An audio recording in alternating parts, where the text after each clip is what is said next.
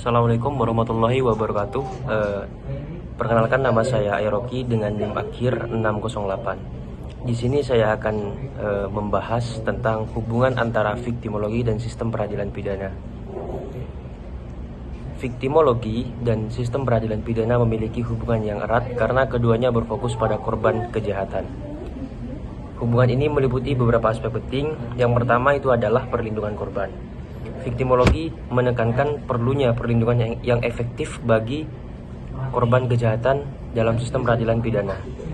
Ini mencakup hak korban untuk mendapatkan perlakuan yang adil dan mengakses proses peradilan dengan nyaman dan aman. Yang kedua, pemberian suara pada korban. Viktimologi mendorong pemberian suara kepada korban dalam proses peradilan pidana. Ini berarti memberikan kesempatan kepada korban untuk menyampaikan pandangan mereka, kebutuhan mereka, dan dampak mereka yang mereka alami akibat kejahatan yang terjadi. Yang ketiga adalah kompensasi dan restitusi.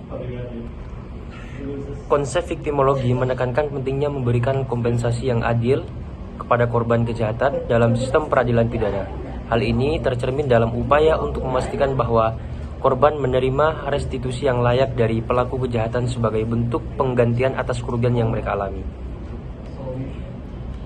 Yang selanjutnya ada pemulihan korban. Viktimologi dan sistem peradilan pidana sama-sama peduli terhadap proses pemulihan korban setelah terjadi korban kejahatan. Ini melibatkan akses korban ke layanan kesehatan mental, dukungan sosial, dan sumber daya lain yang diperlukan untuk membantu mereka pulih dari pengalaman traumatis mereka. Selanjutnya adalah penegakan hukum yang lebih efektif. Dengan memahami pengalaman dan kebutuhan korban, sistem peradilan pidana dapat lebih efektif dalam menegakkan hukum. Dengan memperhitungkan perspektif korban, proses peradilan dapat menjadi lebih responsif, adil, dan memberikan kepuasan kepada semua pihak yang terlibat. Dengan demikian, hubungan antara viktimologi dan sistem peradilan pidana menggarisbawahi pentingnya memperlakukan korban kejahatan dengan hormat dan memberikan perhatian yang layak kepada kebutuhan mereka dalam proses peradilan. Hal ini merupakan langkah penting dalam membangun sistem peradilan pidana yang lebih manusiawi dan adil bagi semua pihak yang terlibat. Selanjutnya ada teori. Teori terkait viktimologi ada aplikasinya dalam konteks hukum pidana. Yang pertama ialah teori stressor respon. Teori ini menyatakan bahwa korban kejahatan mengalami stresor, faktor-faktor yang menimbulkan stres sebagai akibat dari kejahatan yang mereka alami, dan merespon stresor tersebut dengan berbagai cara. Dalam konteks hukum pidana, pemahaman tentang teori ini dapat membantu dan menilai dampak psikologis yang dialami korban kejahatan dan merancang respon yang sesuai dari sistem peradilan. Yang kedua adalah teori coping. Teori ini memeriksa strategi yang digunakan oleh korban untuk mengatasi stres dan trauma yang mereka alami setelah menjadi korban kejahatan. Dalam konteks hukum pidana, pemahaman tentang teori coping dapat membantu dan merancang program intervensi dan pemulihan yang sesuai bagi korban. Selanjutnya ada teori kelayakan. Teori ini menekankan pentingnya persepsi korban tentang apakah mereka layak mendapatkan perlindungan atau keadilan dalam sistem peradilan pidana. Dalam konteks hukum pidana, memahami teori atau kelayakan dapat membantu dalam mengevaluasi sejauh mana sistem peradilan memenuhi kebutuhan dan harapan korban kejahatan. Yang selanjutnya adalah ada teori empowerment.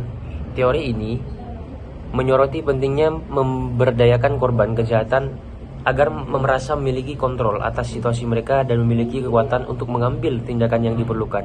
Dalam konteks hukum pidana, penerapan teori pemberdayaan dapat membantu dalam memberikan korban rasa percaya diri dan kemampuan untuk berpartisipasi aktif dalam proses peradilan. Selanjutnya ada teori keadilan restoratif. Teori ini menekankan pentingnya memulihkan hubungan yang rusak antara pelaku kejahatan atau korban dan masyarakat melalui dialog, rekonsiliasi, dan kompensasi, atau yang kita sebut sebagai mediasi ya. Dalam konteks hukum pidana, pendekatan keadilan restoratif dapat membantu untuk mempromosikan pemulihan korban serta memperbaiki keadaan sosial yang terganggu oleh kejahatan tersebut.